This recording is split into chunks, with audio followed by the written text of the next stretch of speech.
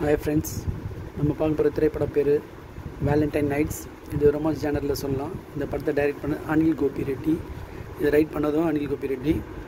Stars நடித்தவங்க வந்து முக்கு அவினேஷ், பிந்து சந்திரமௌலி, சரண், திவ்யா தெக்கட்டே, லாவண்யா, ஸ்ரீகாந்த் ஐயங்கார், லோபோ, சைத்தன்யா மடடி, அமித் திவாரி ஒரு வில்லன் கேரக்டரில் வருவார், இனியா சுல்தானா, பசுனி கிருஷ்ண முரளி, சுனில், ரவிவர்மா மற்ற படம் நடிச்சிருக்காங்க. இந்த படத்தோட கதை பார்த்திங்கன்னா, முதல்ல ஒரு போலீஸ் இதுலேருந்து ஸ்டார்ட் ஆகும். ஒரு போலீஸ், ஒரு ஆர்ஜே,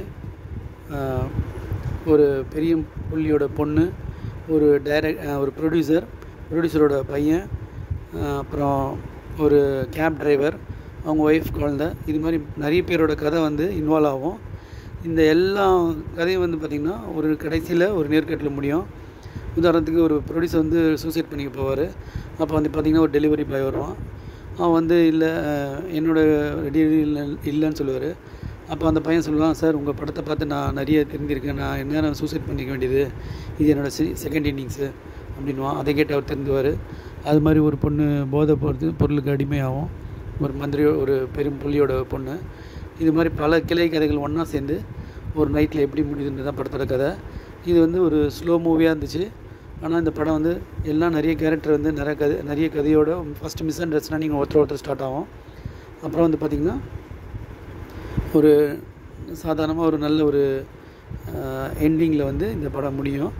இதில் சுனில் வந்து பார்த்திங்கன்னா ஃபஸ்ட்டு சீன் இன்ட்ரோல் பிளாக், அதோட கடைசியில் ஒரு இன்ட்ரோ மாதிரி வந்து லீட் மாதிரி வந்து முடிகிறாரு.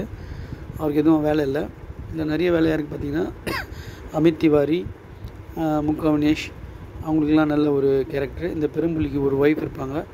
அவங்க வந்து பார்த்திங்கன்னா ஒரு கள்ளத்தொடர்பு கூட கனெக்ட் பண்ணுற மாதிரி காட்டுவாங்க. எல்லாமே வந்து பார்த்திங்கன்னா அப்புறம் பாசிட்டிவாக முடியும்.